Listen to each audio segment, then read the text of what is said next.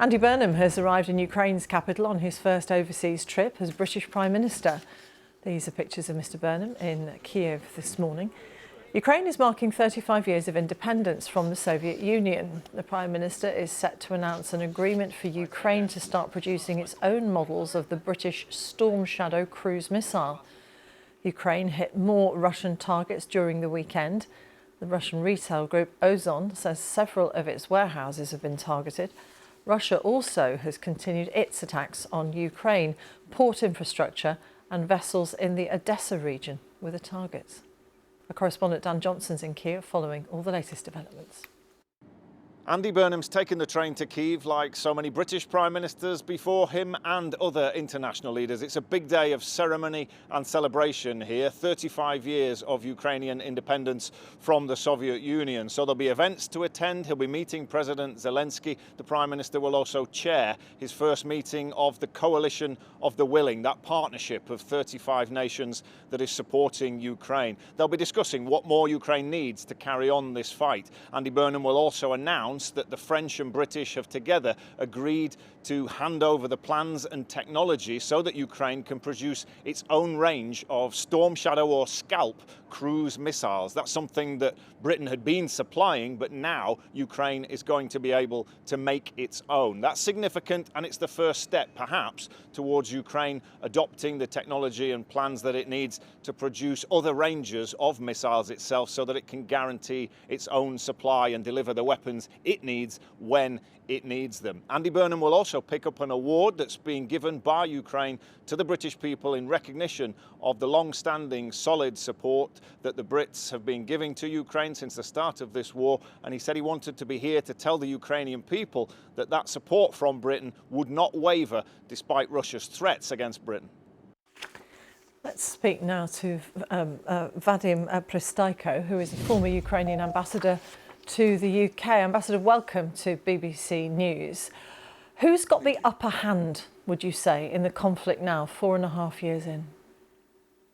I believe that there is no particular advantage of either sides, and the front lines are frozen. So everybody's trying to find the new ways. And as you can see, the war is moved in the direction of us, and Russians are hitting strategic points way beyond the front lines. Whether this strategy is fruitful, we will see. But we have the advantage that the half of the Europe and the world with us, and Russia doesn't have the friends. They have clients, they're selling oil at a huge discount, but they are not helped as Ukraine is. On Independence Day, I suppose it's inevitable that the Ukrainian people will reflect on the circumstances they're living in. How resilient are they feeling generally? You know, we had the legend here, political, that Ukrainian independence came to us very easily with no blood being spilled in the wars for this independence. Obviously, now we're paying a very huge price. So people are, believe it or not, quite optimistic. There is no despair. There is understanding that the war is for long with us. That's why we are trying to get technologies of the missiles like from the UK or the Patriot missiles from the United States. We understand that it's war for our existence. We have to fight it, and hopefully we will stop it somewhere here. So Ukrainians are quite adamant on what they expect for the years to come, but bracing for the cold, harsh Ukrainian winters. We've seen Ukraine be incredibly innovative in how it has gone about developing technology to combat drones. What needs to happen so they have the same success in combating the Russian ballistic missiles that are hurled at it? You're right. Ukrainian ingenuity is probably been born out of despair and lack of resources. Now, when we withstand the initial pressure of Russians for over these 4 years and prove that our technologies, like our unmanned technologies, the sea naval drones like Magura, which pushed the Russians out of the whole Black Sea, who would believe it? Now we came to the point when this is already done, the fundament is solid. We need something with a long reach. We are not intercepting the missiles anymore. We're trying to get the archers.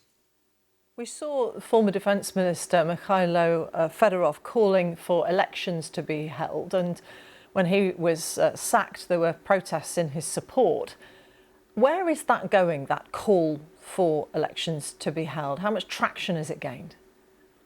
It's not only with Mikhail Fedorov, although he was considered as the young, energetic, the leader of this time as Minister of Defense. He used to be Minister of the Digital Transformation.